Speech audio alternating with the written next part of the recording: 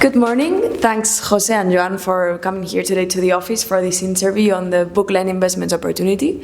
So first of all, can you tell us a bit more about your background and professional trajectory and what led you to launch what today is Bookline? Yes, so I'm Joan. Thank you for having us here. I'm really glad about this. So I studied computer engineering and then I studied industrial engineering. I have a very technical profile. I very early got started in the artificial intelligence wave. I'd say I have around 10 years of experience in conversational AI. And let's say I got started with Bookline and founded the company because I could see that there was this big trend that was emerging that very big corporations were starting to work on, but the small companies were not doing it yet. So we decided to get started with that as we could see the potential that we have actually been seeing that is being fulfilled today. And Jose, what about yourself?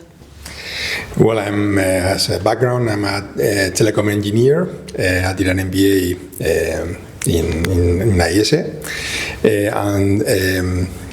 Except for a brief period as a marketing VP in a tourism and services group, I spent most of my professional life in consultancy, doing consulting, which I enjoyed a lot. I started at McKinsey, then I also spent some time in PwC and lately in Accenture as a managing director for always in the technology, telecom and media area. No, but I have always wanted to be closer to this entrepreneurship world, and I have to say that I'm really excited about this project and about this team, and I have regained a lot of enthusiasm for this. So what is the value that you're bringing to your customers, and what's the main thing you're solving for them? So what we do at Bookline is quite straightforward. We do AI that answers the phone for restaurants, campings, hotels, any other company that works in the hospitality industry, right? So the value proposition here is threefold. Number one, we help our customers not lose any revenues. We get all the reservations. This means that they are not losing potential revenues there. Number two is that they don't waste their time actually answering the phone or any other channel that is conversational, because in the past it used not to be possible to scale it, but now we can do it. It's not worth their time anymore. And third, I always like to explain this with an anecdote. Customers that work with us, we have one that is next to the beach, and for them it's very important that whenever someone calls to the restaurant, the user can hear the waves of the sea, because for them it's very important, the brand. Companies invest thousands and millions of euros in having the perfect website, the perfect venue, but then they just forget that they are not even answering the phone, right? So that would be brand, point number three. So what is the business model for Bookline? Well, I would say it's pretty simple. For restaurants and for hotels, it's based on a flat monthly fee, depending on the number of products that you services you have with us. And for the radio taxi stations, it's a pay-per-use model on which they pay for each conversation, depending on their result. So very straightforward and easy for clients. Our business model is also focused very much in getting clients or potential clients to test our product, because over 90%, so over 95% of clients that try our product actually continue with the product, using the product when they become clients.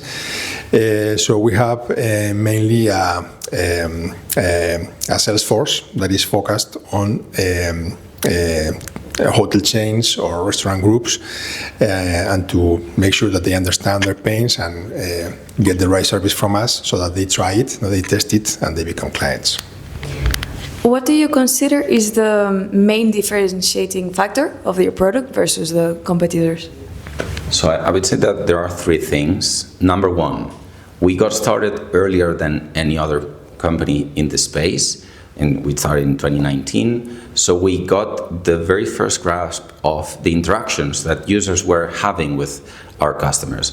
And when you do that, you actually learn that for a restaurant owner or a hotel owner, it's not enough to cover 95% of the use case. You need to go full. Like you need to cover 100%. They don't care that the AI isn't able to do it. They want 100%. So when you actually understand that, you know that you need to make this work for every use case. And for hospitality companies, this actually means that you need to allow them to express the complexities in their businesses. So number one, you need to allow them to configure mostly everything. We have over 250 parameters that allow you to tune how the experiences folds whenever you call a venue, right? And this is very important also for scaling. If this is a manual process, this is mayhem, right? So number two, you need to be actually up to date. You need to be up to date with the latest advances in AI. So we include in our technology the latest voices that are very, very natural.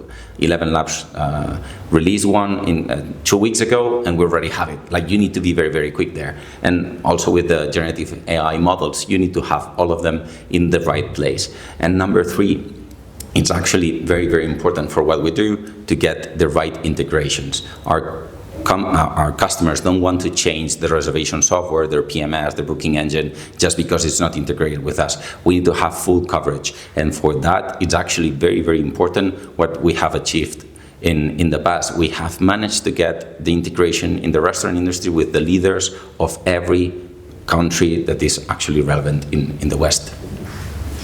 Going back 12 months in this last year, which would you consider would be the biggest or greatest milestones the company has achieved? I think we have had a lot of happy moments in these last 12 months, but probably I would say that seeing that our product works in international markets, so outside Spain, that clients have the same problem and that we are able to and capable to solve that same problem, I think it has been a really one of these really happy moments. No? We have over 10% of our revenues already from international markets, and I would also highlight that we have been able these last 12 months to integrate with the leading softwares in each of the markets that we have gone. So we have integrated with the leader in France, the leader in Italy, the leader in Portugal, leader in Mexico, in the United States, leaders in high-end segments of clients. So I would say that this opens up for us a huge ocean of opportunity, and really enlarge our market, and it's going to be a key factor for our growth in the next years.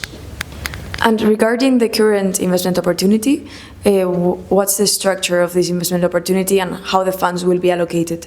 Yeah, so we want to structure this in two main pillars. Number one is following up with what Jose was mentioning. We want to grow internationally. So we have tested the waters. We know what works in each market. What works in LATAM does not work in France, right? So we have tried to get this proof of concept in commercial terms, and we have seen what we have to do, and this is part of the funds that we want to invest in. And number two is everything that we have done has been tested first in the restaurant industry. We have created this proof of concept for the hotel industry, but we can do much better. And that's the second part. We want to invest in the technology that we have put in for the hotel industry and take it to the next level. And finally, in your view, what do you think are the main attractives for the club members in Faraday? Yeah, I would say that, of course, beyond the growth opportunity, and the project itself, and the returns, I think that being close to this AI world, and seeing what works, what does not work, how you make money on AI, and being close to this world, I think it's particularly attractive, in these times. Well, thanks a lot, Jose and Joan, for coming here today to the office. It's a pleasure to have you here, and welcome to the family.